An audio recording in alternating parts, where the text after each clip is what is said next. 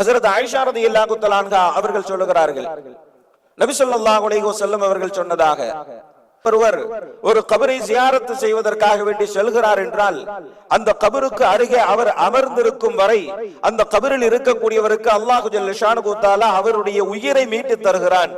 அந்த கபரில் இருக்கக்கூடியவர் அவர் அங்கிருந்து எழுந்து செல்லும் வரை அவர் ஆறுதல் அடைகிறார் என்பதாக நபி ஸல்லல்லாஹு அலைஹி வஸல்லம் அவர்கள் சொன்னதாக ஹஜ்ரத் ஆயிஷா ரலியல்லாஹு தஆலா அன்ஹா அவர்கள் அறிவிக்கிறார்கள். ஹஜ்ரத் அபூ ஹுரைரா ரலியல்லாஹு தஆலா அன்ஹு அவர்கள் அறிவிக்கிறார்கள், நபி ஸல்லல்லாஹு அலைஹி வஸல்லம் அவர்கள் சொன்னதாக, ஒருவர் ஒரு கபரை கடந்து செல்லுகிற போது அந்த கபரில் இருக்கக்கூடியவருக்கு அஸ்ஸலாமு அலைக்கும் என்பதாக சலாம் சொன்னால் அந்த கபரில் இருக்கக்கூடியவர் அந்த சலாமிற்கு பதில் சொல்லுகிறார்.